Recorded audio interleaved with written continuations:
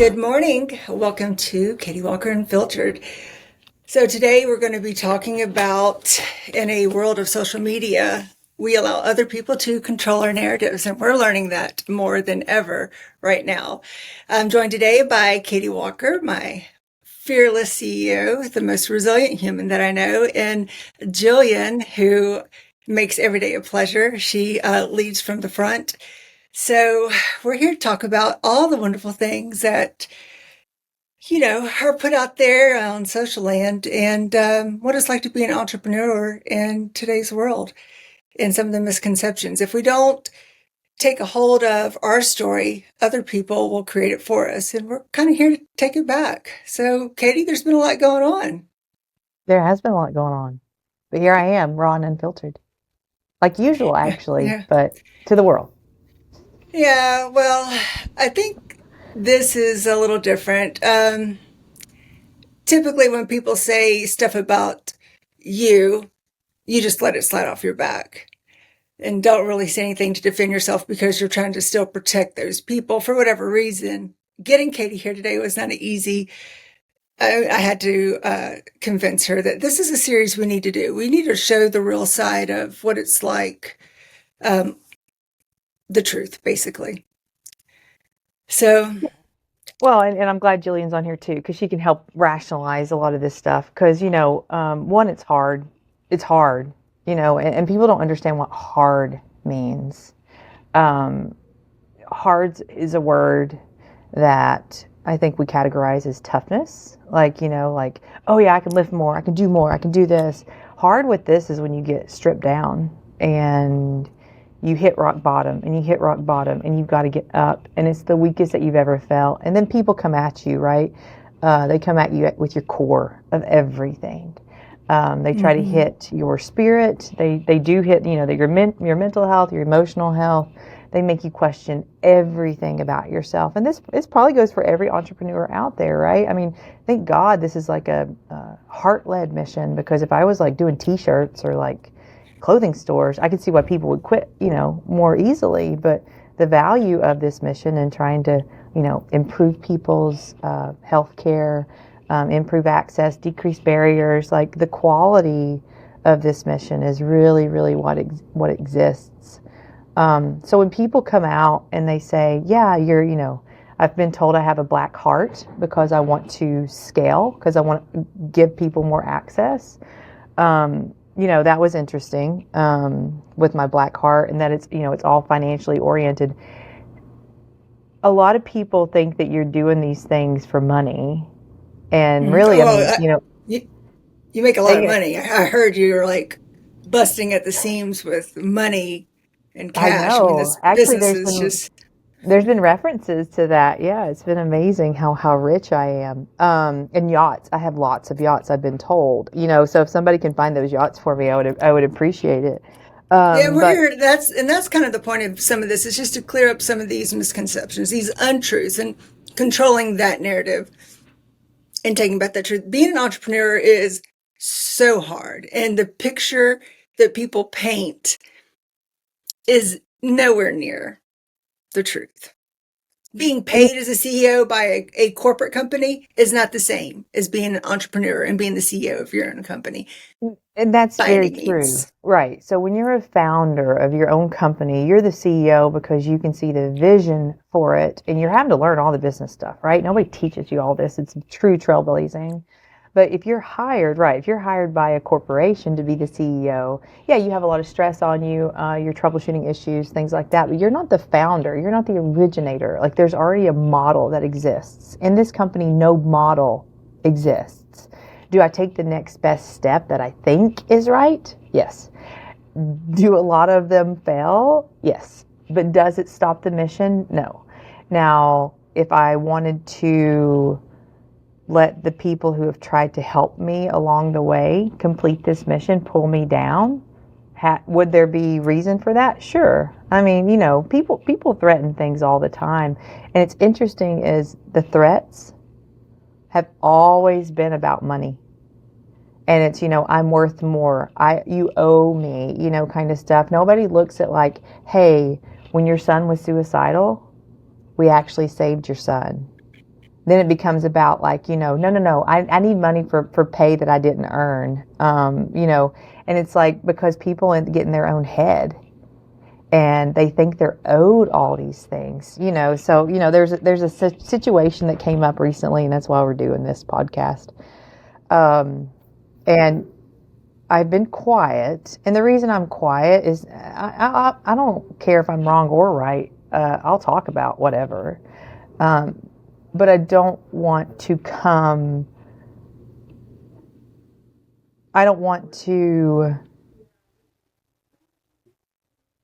argue with someone on the same level who I feel may be mentally unstable. Sure. Because that's not fair to them, because I do have a lot of power. I can be very direct. I have hit rock bottom. I've gotten up. My strength keeps getting better, to where I'm becoming more confident after getting my tail kicked 1,000 times in the past 4 years. So, when a veteran, like, we're so big in the veteran community helping with veterans, but, when a veteran offers to sponsor 2 veterans for care. I didn't ask. The veteran came up on their own and said, I want to sponsor these 2 people. Mm-hmm. And then those 2 people got the care that they needed. In that veteran's mind, they were owed back that money sooner rather than later. And it's interesting because people get out there and they start copying and cutting and pasting their own narrative, which, if they really understood the law, they would see how illegal that is to do that. If you're going to come out and tell a story, tell the whole story from an unbiased view.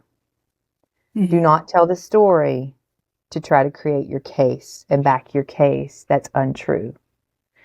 And if I have to come out, which is what I'm doing now, which I didn't want to do because I think people are a very vulnerable population. And Jillian, I mean, this is, from a therapy standpoint, we deal with mental health.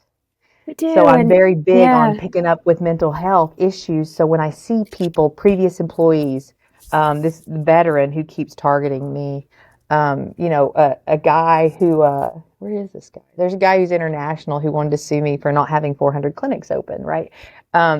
Like when you see these things come out, I see mental instability, mentally unwell, mental instability, mentally unwell, and the last thing I want to do is to stand up to these people that are already struggling in their daily life when you see it. And that's why it took Angela a second to talk me into this, because I don't want to hurt anyone's feelings. And that's admirable, Katie. But, from a therapist perspective, mental health doesn't excuse somebody to be abusive to other people, whether that's, going online and making false claims about you and creating a bunch of misinformation. Everybody has their struggles, but it doesn't excuse them from treating other people that way. They need help. They need support. But you've been handling this so much more gracefully than I probably would.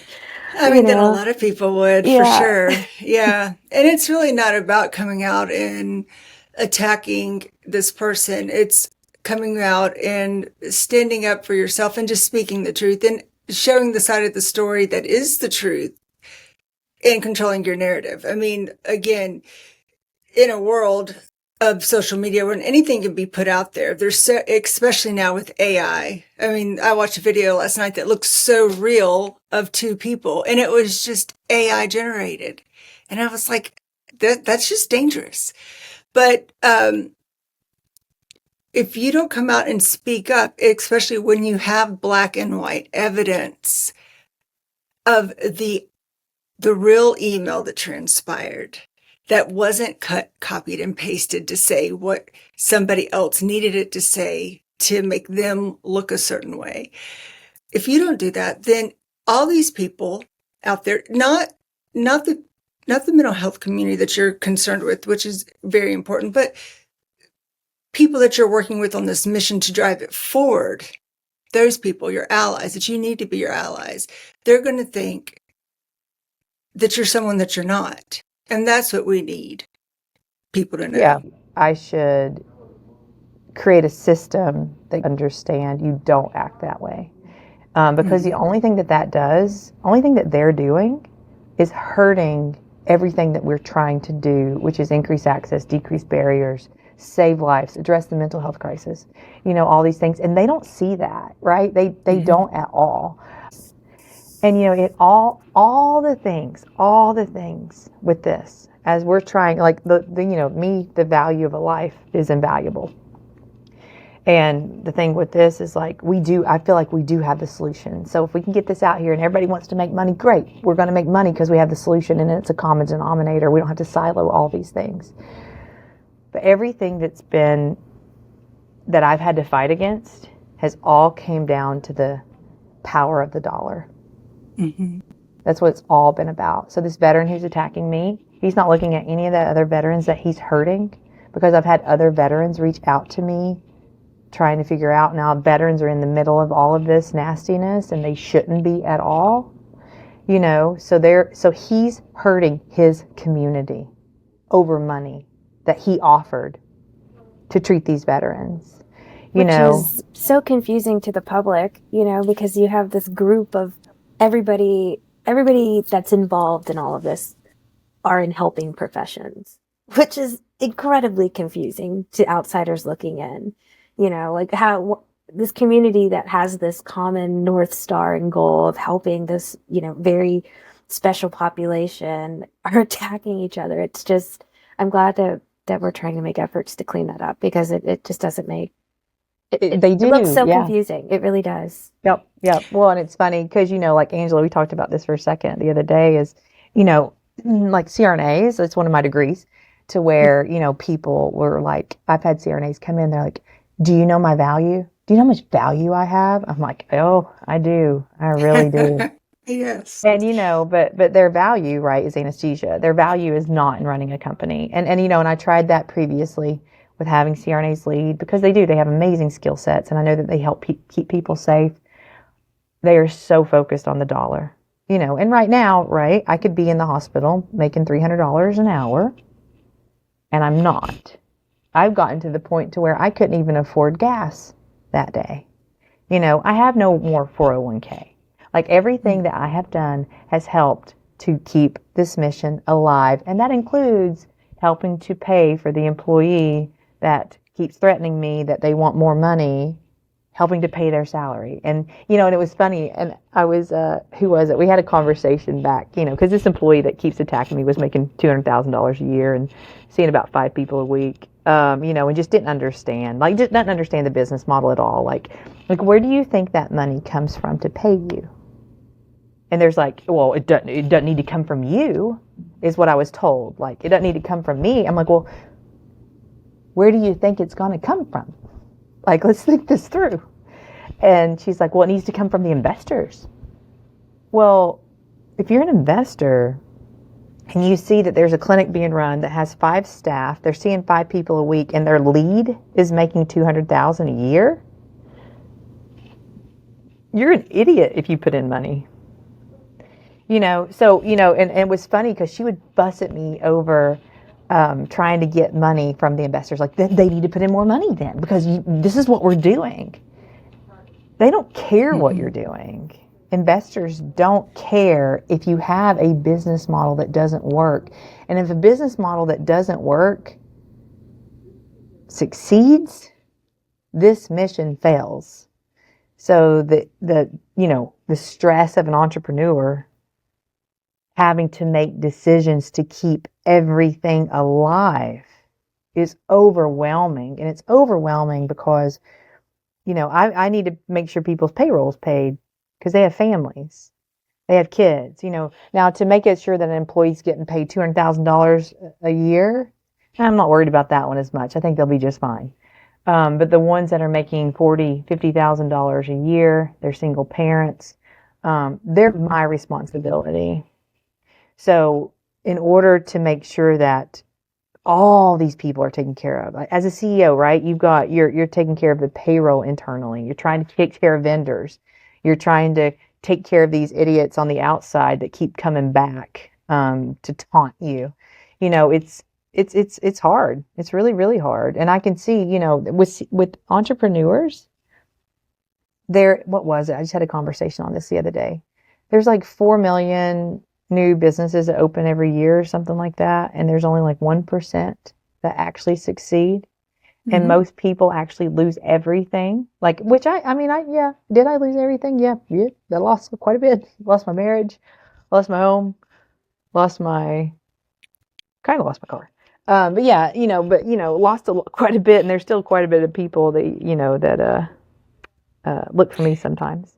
But, But the misconception out there is that you have all this stuff because you own a business, right? That's the right. picture Well, that's and let me painted. tell, and this is so Jillian, this is something too that happened a while ago. And I mentioned this to Angela, and people don't really know this because I don't talk about this. When I opened the clinic and we went public, the public team at that time, that we got rid of in 2022, that public team valued the clinic at $1.9 million. So they were going to give $150,000 down, and then they would pay the rest in a year. So I got the $150,000, and we flipped that money to expand the parking lot in Knoxville because the parking wasn't great. And so we built that parking lot. So, didn't receive anything, right, from that standpoint. So the company has that like debt owed to me. The public company has that debt owed to me. So in like 2022, there's a press release out there, and I've had this veteran, it's extortion. I've had this veteran, say, well, you put this much money into your company. Of course you've got this much money. I took the amount that was owed. It's called debt for shares. I took the amount that was owed to me and I flipped it into shares for the company. So it was you're owed 1.9 million. Two, I went 2 years without getting a paycheck with the public company, and two, that's why I've exhausted my resources. But that money was like 2.3 million, I think, is what it was. It got put back in. So what was owed to me as a debt got put back into the company as shares. So I'm a bigger shareholder in the company, but there is no exchange. There is no money exchange. So the veteran who keeps demanding money from me, and it's went up to almost $30,000 of demanding money, keeps putting my press releases in there. So he's trying to take money from the public company is what he's trying to do. And there is no, I didn't put there's no cash exchange. It was, oh, you owe me this. So basically, I've received nothing for this clinic or for the original Knoxville clinic. And it's just been like a blind mission, running forward. So that's what, there's a lot of misconceptions. Yeah, he's almost trying to position it as if you're hurting the veteran community and stealing from the veteran community, which, Well, he did say that. yeah, which you've never done. Right. So everything I know since I've been a part of this company, everything that I've seen you do that this company has done is to create access, move forward, do things to help the veteran community, to support. You know, So, I would be interested to see how many veterans target each veteran. Because veterans are trained to attack, right? And if you become kind of on that list and they don't agree with you, they will attack you too. But I'd be interested to see if there's other veteran organizations that the veteran organizations have ousted in a similar manner to this, because it's just abnormal behavior. And this veteran, not only is he attacking me, he's now attacking other veterans, to where it's a mess. It's an absolute mess. And I think that, maybe what we need to look at in the veteran community is when we start attacking each other, is that when we need help, yeah. you know? And we're definitely not here to attack him. If anything, we'd love to find a way to build a bridge and resolve whatever the issue is. There's definitely some misunderstanding and miscommunication. Reading through all the emails that you still have from back there, the partnership that y'all had, the email where he very generously supported and gave that money to sponsor those 2 veterans who got to go on the retreat and had great results, which was a very kind thing that he did. I don't know what happened between that got us here, but and at Right, one because time he thought a lot of Revitalist and you. I mean, some of the well, that stuff was that the I've read is, partnership, right? I mean, the yeah, partnership was he that said really kind he was things. investing. So he invested 9,000. I invested 24,000, and Okay. the partnership was that we were going to partner with Revitalist Wake Veterans Healing Farm and open up retreats, in North Carolina, as well as internationally for veterans, to where they could get help in the nation as well as outside of. And that was the goal, right? The goal was that we were going to do that, raise money, and then help to reimburse the investors that sponsored that veteran retreat. And that's the other thing that I didn't talk about. The veteran retreat, the reason it became such a mess, we had a ton of awesome veteran groups helping with this. We were raising money for all these different pieces. We had an investor who had committed to give $50,000, and he withdrew like a week, 2 weeks before. And I don't know why. It wasn't my investor. It was one of the physicians that was associated with everything. It was his investor. But, he withdrew. We were going to cancel the retreat. And the veteran that sponsored the other veterans, and thank God, I mean, it was a heart-led mission. Like, these 2 veterans are alive because of him. But now he's putting them in the middle of everything, and I don't know. It's just really, it's really a messed up situation. And then trying to, bring me down with it, like, it just doesn't make any sense. And again, we need to step back and see how destructive all of this is, and why we're here today to make this video, so I can try to basically defend myself against the lies and the misinformation that's out there, that's being intentionally done, just to make sure that we're continually trying to help the population that really needs a lot of help. And they need a lot more warriors out there advocating for them. And when stuff like this comes up and happens, like, what are we doing? Right. Why didn't that, so in the end, obviously that never went anywhere. Why did it end up dying?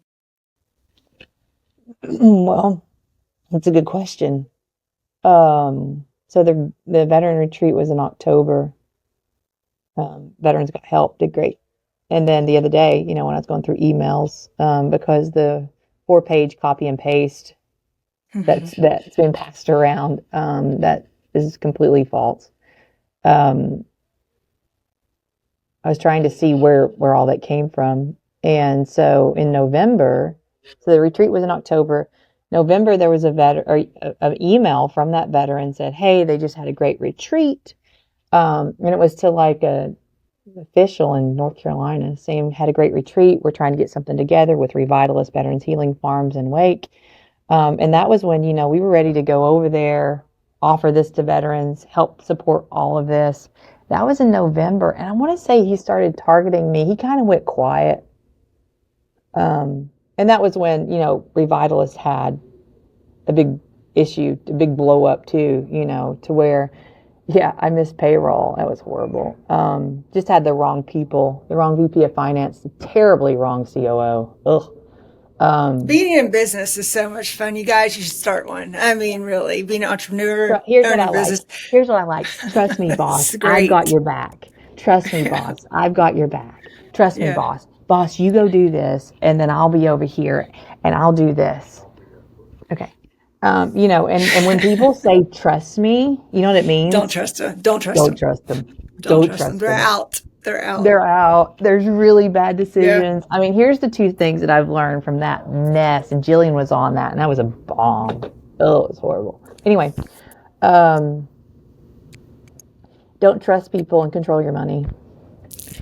The VP of finance and the COO at that time were making all the decisions. And again, they were just bad at business. And I was the one who, got to kind of clean up that mess. Well, as the best I could. But yeah, so, you just, you watch the money, because you know what needs to be paid. What mission acts you need to have. And, if you're paying people full-time salary, and for a fact that they're working another job full-time, there is no rationalization as to why that's legal. And people need to understand when they're getting on their high horse and they're coming at me with this, there's 7-year statutes of limitations. So, and again, I document things, but I know people struggle with their mental health. But again, this is me learning business, right? This is me learning how to.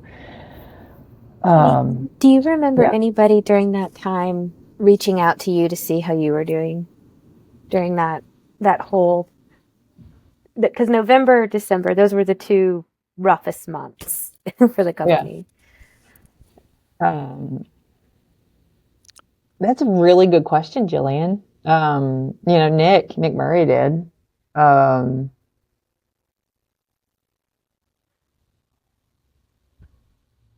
Probably Matt. I would say Matt Dolan did.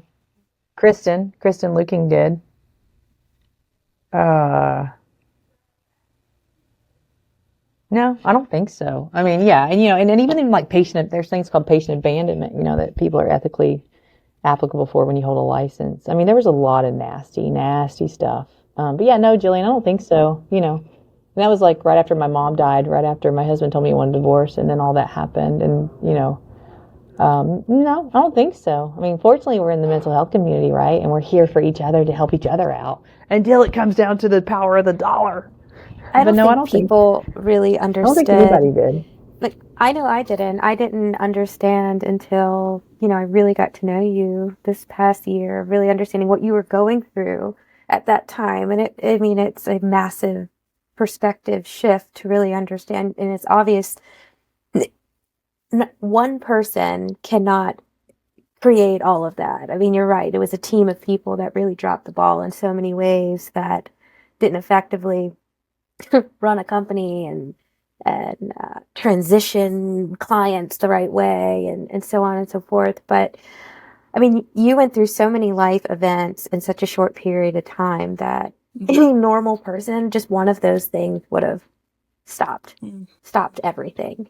And you went through a lot of things and you are still going, like you're continuing to push forward. And I think a lot of people don't know that about you. Well, thank you. Yeah. It's true. I mean, I'm pretty tough. Yeah, crying in the shower, feeling numb. Like as Dave Shell said the other day on our podcast, he said, I told Angel this, he said, he's like, you're looking like good now. He's like, guys, at one time she looked like she was just like strung out. And I was like, Dave, but I wasn't on drugs. Like it's a lot of stress, and it is a lot of stress, Yeah. But yeah, no, you're right. She's an exoskeleton. You have an exoskeleton, hard on the outside, soft on the inside.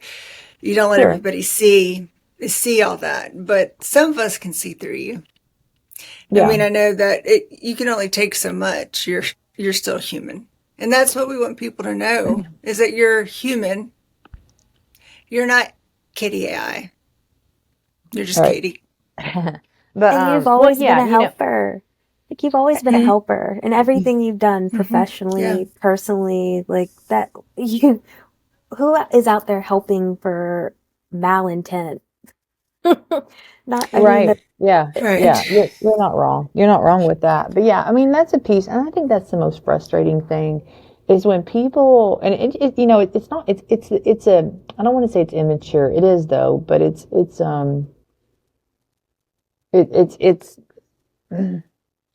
not having the wisdom that you should have, I guess. So like, when people come out and they say one thing, it's like, why don't you go before you jump on that bandwagon, why don't you go and like, look at, the other side of, and there's certain things like, people who like, I don't know, and flights. I mean, this is an interesting thing. It's like, if you're going to a flight to go help veterans and you know that costs are tight, like don't book a first class flight. It's things like that to where now I can go back and say, okay, yes, we'll cover your flight, but only for this amount. Like if you're a therapist who stops working with people because you need money or because because when we miss payroll, it's like, yeah, I mean, we got people paid, right, overtime. And the people who keep complaining about it, it's like, do the thing that you're supposed to do. If you have a missed payroll, you need to file with the state to say, and that's how we work out things, right? You go through a legal system with this because we don't know. I mean, the documentation back then was crap. So we don't know all these things, what's real and what's not real. So we just, it's like take a legal route. Like stop talking about all these things, because if you talk about them and you don't actually bring them to the surface, like legitimately or legally, like go through the system. And that's what a lot of these people aren't doing, is they're just, I don't know, maybe they just like to complain. I think it goes back to what we originally started this conversation with, is social media gives so many different perspectives that you don't really know what's right or wrong. Like social media, in my opinion, is like the peaks and valleys of our society. I mean, it provides this platform of keyboard warriors. Yeah, like they're the positive. It's a platform for your voice, advocacy, like getting things out there. I mean, I'm sure you guys know people personally that social media is their sole outlet for what's going on in the world. So it provides a voice for so many. And then the valley is it's only presenting what people want it to present. It's even on an individual level, nobody's posting pictures of themselves like having the worst day of their life, or, just they're presenting what you want to see. And so, and then the people present things that are just their perception that might not be reality. It might be just, and so it emboldens people that may be struggling or have a distorted sense of reality. I mean, it emboldens them to have a platform, which is kind of the downside of things. But we just have to be careful with how we digest what we see. I mean, everybody does. And I think that's just the point we're trying to make. Like, there's so many different perspectives to the reality that happened, and they're not all being shared. Can do a lot of harm. Yeah. Can do a lot of harm. I think, what this particular person is doing right now, he's doing for harm. Because he got upset about something, he's still upset about something. And because beyond social media, the emails, I guess, that he's decided to send out to a few hundred people, I don't know. But again, yes, thank you so much. Controlling the narrative is kind of the whole topic of this podcast. And probably a couple more that we'll do after that will be the same. For a long time, Katie's just let other people control the narrative that's out there on social media and emails, and it has cost relationships. She's allowed people to think what they want. And there's a book I think I shared with y'all yesterday. I mean, I got crickets back, but I'm a big Audible person. I know Katie loves to read. I read for her, and then I just try to encourage her to. I know, but this one you have to. So, called the Let Them Theory. That's going to be released on the 24th. That it's kind of like, just let them. That's fine. Let them. But at the same time, not to the point to where all of a sudden it's reshaping who we are, what we do, what we look like outwardly to society. Our business, what Revitalist does for the community, the whole community, especially the veteran community, is important. Your mission's important. Our mission's important. We do great work. We do not cause harm. And for these accusations to be out there, they're fruitless and unwarranted. And you have the real proof, not the made-up proof that's being put out there. We don't want to go tit for tat. I mean, that was part of, the very first thing I don't want to go tit for tat. I'm like, we're not going to go tit for tat, Katie. But we are going to set the record straight. Katie's a good person. She's resilient. She has a heart of gold. She's an exoskeleton. And even for the people who are doing her harm, she's still trying to protect. So, yeah, we can do this series for a long time, because this is just one of.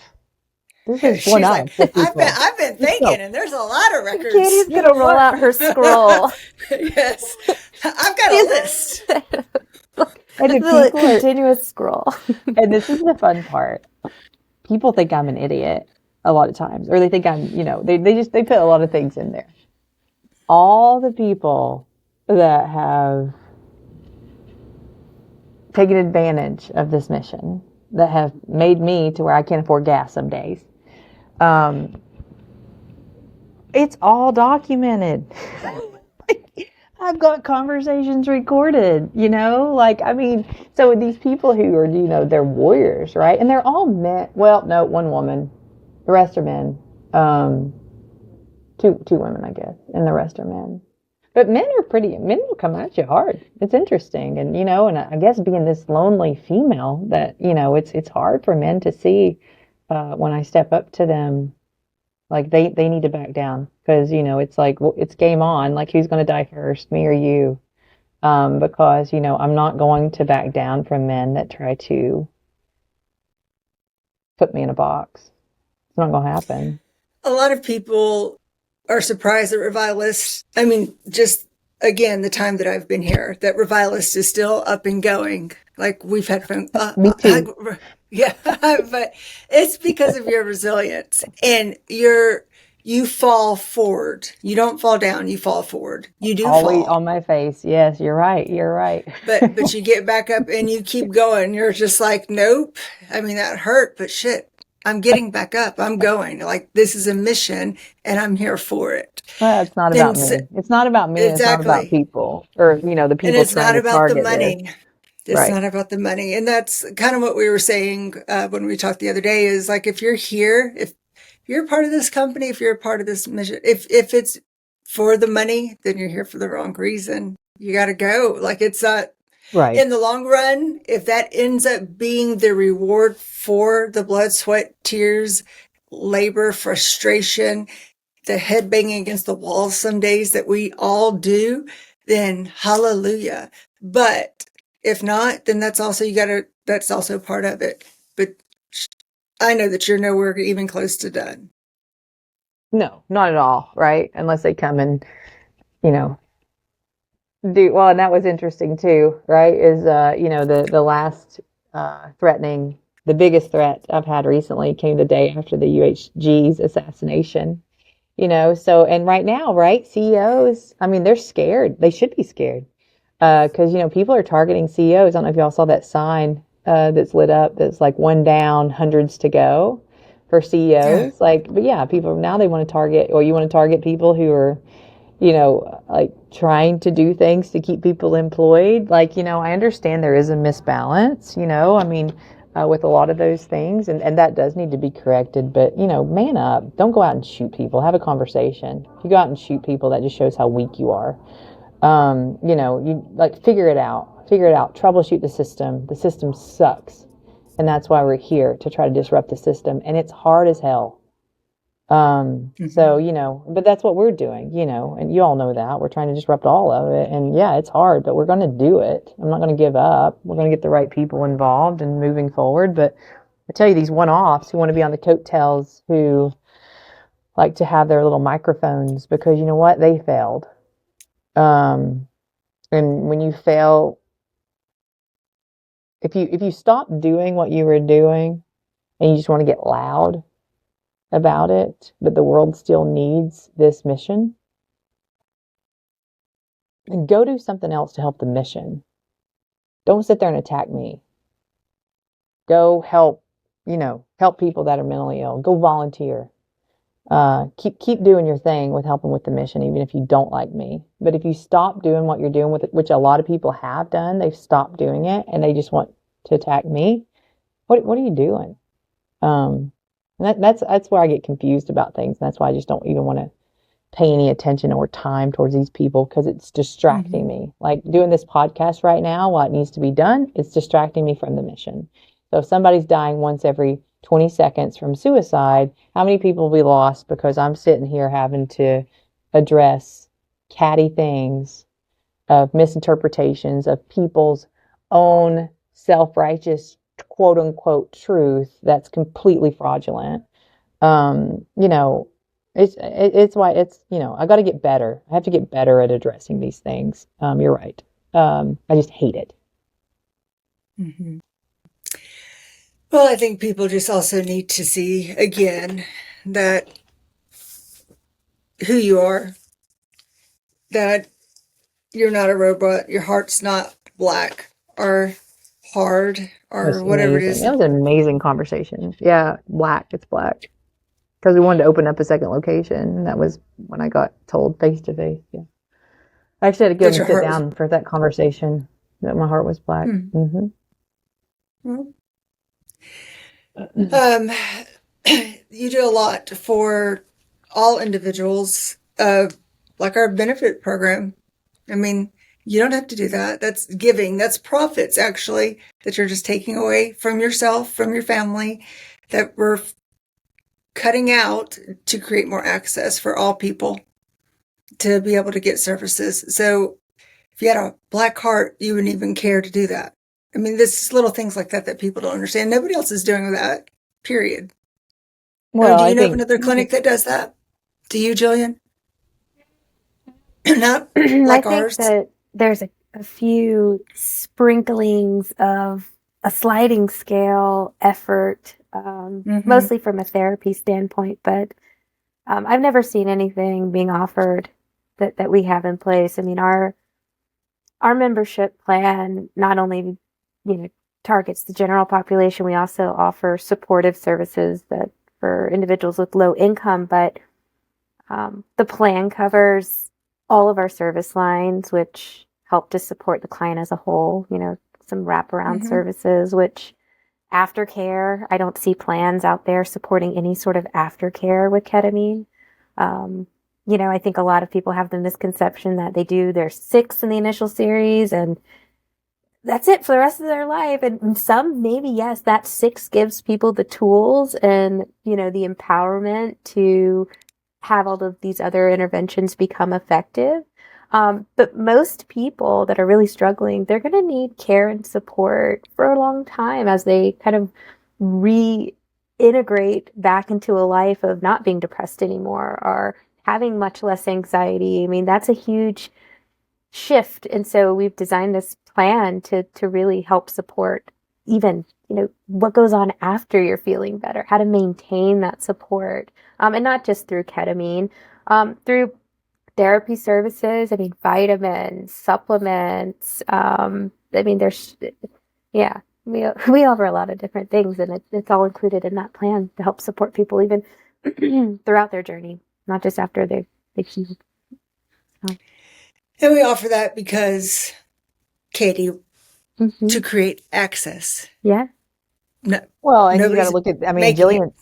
Jillian and Angela know all the trauma with this too, right? With Mm-hmm. like all these, like it's like needs fix, needs fix, needs fix, needs fix, and that's all this company does is see Mm-hmm. needs and fix it, and see needs and create lines and service lines and access, and so that's what I'm constantly creating.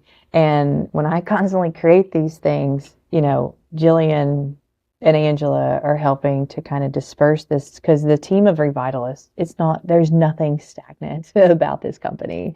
And it's constant change because it's constant evolution. And then a lot of people don't see what I'm trying to do, but it's like, okay, this makes sense. This makes sense. And then getting everybody's buy-in, the universities, the institutions, all the bigger corporations, things like that, get all this buy-in because here's my plan. My plan is we increase access, we decrease barriers, we improve the efficacy of mental health treatment to at least 80% for this. And you know what that does? That destroys the entire mental health sector right now. And everyone's going to have to shift because the entire mental health sector is ineffective. Nobody's really 80% right now at all on anything. So everyone's going to have to shift and shift and shift and shift. And this company's already doing that. But as we all know, it's not easy and it's not there yet. And this model's not been created. That's what we're all trying to do right now. So, people in Revitalists are freaking warriors. And it's hard. It's hard. But you know what? Everybody's doing it. And, in my respect, tremendously goes out to Jillian because Jillian was there with all of the explosions and hearing all the things and seeing the previous COO, who called people, even though he was making all the decisions about everything. And then he calls and was like, doing one-on-one conversations with people, which was interesting. And then opens their own company, and different things like that. So it's just interesting to see a lot of these things evolve. Thanks, Katie. I made a decision a long time ago when I joined Revitalist that my North Star was going to be improving treatment outcomes, because I've been a therapist for 15 years and I had never seen the progress and change with clients as fast as I did working at Revitalist with those clients. And so, I was I was fortunate enough to have the supports to stay on this ride, to keep moving forward. And that still remains my North Star today. And, and I think it's been a wild ride, but it has it's We know you been committed to that. every day's wild. an adventure, I think is what Katie hour, first told me. Yes, every hour can be an adventure as well. But my North Star has remained the same. It's improving treatment outcomes and access to individuals. Well, and people can say that, Jillian, but you've committed to it. And the way I think the world tests us is puts us through situations like we've been through. And you can see how many people fell off. They all said that, but they weren't committed to do it. So many people have their person is more important than anybody around them, There's no I in team. And that's a piece of it, is like you really get to see the people that are truly committed to making a difference, because the world's testing you every day, all of us.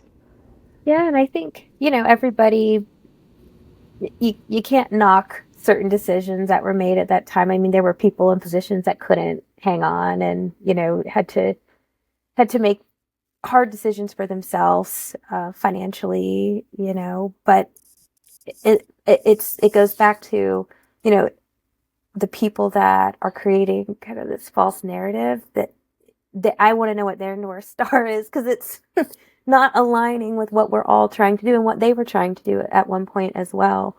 That's the part that, I wish they used social media in a different way that brought everybody together. Yeah, you're right. We all should have the same goal at the end of the day of helping and supporting. Yeah. I mean, and that's the sad part. The sad part is people don't even, at one time I made a really good salary when I was in the hospital, but people they just don't get it. They can't see it all. They don't see So you're not making a good salary now? I'm sure the people want to know. Yeah. I'm here to ask the hard questions, Katie. Are you making $300,000 a year? So my salary is $1,000 a week. Is my salary. $300 an hour anesthesia wise, and then so that's my current salary on the books. Mm-hmm. Yeah, and and you probably work, I don't know, 100 hours a week at minimum. Oh yeah, I've compared myself to people doing surgery residencies, how they make like $2.78 an hour. It's probably about that. But the two, I also, help support the company too with my big salary too. So that's helpful. I know so that hard.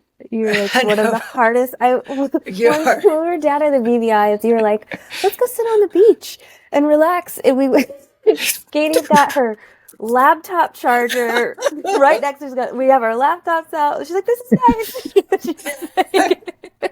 It was great though. I think that's what I told you, Katie. Yeah, I was like, Katie, you are a CEO. I was like, you brought your whole desk out here to the beach. There are many conversations that I've had with Jillian where I've been like, I need to get my sleeping medicine to Katie. We need her to sleep just for a minute so I can catch up. Like, she has got to rest. There is too much work right now. Like, you're always like, and that's great. That's great for you. Sometimes it's like, it is. I've gotten better. I've gotten better at realizing. Yeah, you have gotten better. You have gotten better for sure. 100%. I schedule my email to try to go in the middle of the day. Actually, people are better now not to respond to my emails after hours, which is good. Yeah, I mean, like, people ask me, like, who's your competition? And my competition's time. I mean, that's Yeah. our competition right now is time, because it's not solved, and it's a moving target right now with what we're trying to address. So it's like, every second that we don't do it, we're not there, somebody's dying, and that's what we've got to address. Good. So yeah, I run until I hit a Okay. wall, and I do sleep. I do sleep like 8 hours a night. Most CEOs don't, but I'm That's so, exhausted. It's like, yeah. it's so much focus in the daytime trying to build all these systems. It's a lot. And when you say hit a wall, that just reminds me of my first time down to Jamaica when I met Ian. And Ian was asking me, like, what's it like to work with Katie? And I was telling him, all the things that we're talking about right now. And I was like, well, what about you? And he goes, she is the most dynamo person I have ever met in my entire life. And I was like, I didn't really know what dynamo meant in that moment. So I was like, well, what do you mean? Because I was ready to like Google it really quickly. And he was like, she hits so many walls and she just gets up. It's like you have this internal helmet. She just gets up, runs, hits another wall, gets up, runs, and she's, gonna find a missing wall in this journey. And I was like, wow, that is, I mean, the way he described it was perfect, because you run in, whether it's barriers of, just being in business. I mean, other people that have been involved have created a lot of walls that, A lot of in learning that, lessons. yeah. But he said that it's so true. You are one of the most dynamo, Mhm. people out there. Like you really get Mhm. up and you keep going. You know what Yeah, I you do. compare this to Mhm. is, when I used to, now in anesthesia, most people didn't die, because they were, trained. You knew what you were getting in anesthesia. Everybody's kind of packaged, and if it's a gunshot wound or something, you expected they might die, but you didn't. Anesthesia was more controlled. In the ICU, when I worked in the ICU for about 10 years, that's what this company is like, being in the ICU. So, and the reason I say that is because somebody comes in and they're in the ICU for a reason, right? They have to be watched more specifically. And when somebody would start, so here's an interesting thing. In my 10 years of working as an ICU nurse, I never had a patient die on me unexpectedly, ever. And most nurses can't say that. They'll have people that acutely coded on them and they didn't know why. So I'm good at seeing things to critically think them. But it's like, if you have somebody there who's supposed to be doing well, but all of a sudden they're not, something's going on, you're having to critically think, okay, what's the next step? What's the next step? What's going on? What's going on? What's going on? What drip do I need to do? What labs do I need to do? Who do I need to call? Who do I need to get in? And if you don't act quick enough, that person dies. And then you have no, your person's gone. Your whole situation's gone. So that's what I do with this company, is like, it's like we're constantly looking at that. And I guess that's what CEOs do, is you're constantly looking at that. But I mean, I had 10 years of real-time practice as an ICU nurse, troubleshooting. And, and I was good at anesthesia. I had a lot of anesthesiologists say, that they've never worked with anybody as good as me in anesthesia. But, I never had necessarily bad outcomes because I troubleshooted them before they got to that level, and I prevented them. So that's the goal. And that's the skill sets, that I really use a lot of those skill sets that I learned literally on people dying versus this company. And that's why, I keep getting up and I'll say that, I'm like, okay, but nobody died. Like, that's my comparison to, because back in the day, like, I mean, you saw people die and you saw nurses make mistakes and physicians make mistakes, and it sucked. Or not make mistakes. Sometimes they just didn't move fast enough. They couldn't see the situation clear enough. So yeah, lots of walls, 100%. But you got to figure out, why is the company bleeding? Why are these things happening, and how do you move fast enough to save it? Because it's worth it, right? It's worth saving all of it. And it's like, I was talking to a guy yesterday, who is really, really big in the geriatric community, internationally in the geriatric community. And that's something too, it's like, I mean, we just don't know, guys, like, how much is out there. And then when I see these things, then I'm like, oh no, I got to fix that too. So everybody focuses on veterans suicide. First responders are getting some attention with suicide. Everybody's looking at suicide. But who's the highest risk population of suicide? And it's Well, your I'm going to say you're going to say geriatric, since that's it what we're is talking about. sky high. It's sky high. It's the highest one. So why the hell are we not focused on that? And if you think about it, right, isolation, like they lose their value in life, like it's all there, and is it because they're closer to death that we think their life no longer matters? Like, they're, yeah, sorry. it's Sorry. sad. Go ahead. Yeah, No, there's dude, just go, I'm good. a massive cultural barrier too with our geriatric population. Mental health is, when you look at all the sciences out there, mental health is probably the baby of the group. It's still being studied. It and when that elderly population was growing up, feelings were looked at differently. Understanding their own belief system and how they look at the world was very, it's externally driven, but mental health just wasn't a part of their life. So therefore, the education and awareness and understanding of who they are, it's a struggle. Even to this day, I still hear some of our clients, older clients, they'll say things like, it's just my nerves. It's just my nerves, and it's, I know they're talking about their anxiety or their stress or their, but you're right, Katie. I can absolutely see that population really struggling because they just don't know what it is they're experiencing, or they don't know, they don't have the tools to help themselves. They come from a world of pull up your bootstraps and be tough and keep going, suck it up. That's life. When it doesn't have to be that hard, Right. It's sad, and nobody's talking about it. So again, this needs to go on our agenda. Let it fix. Working on it. Yeah. What's next, Jillian. That's her next. I'm going to write that down.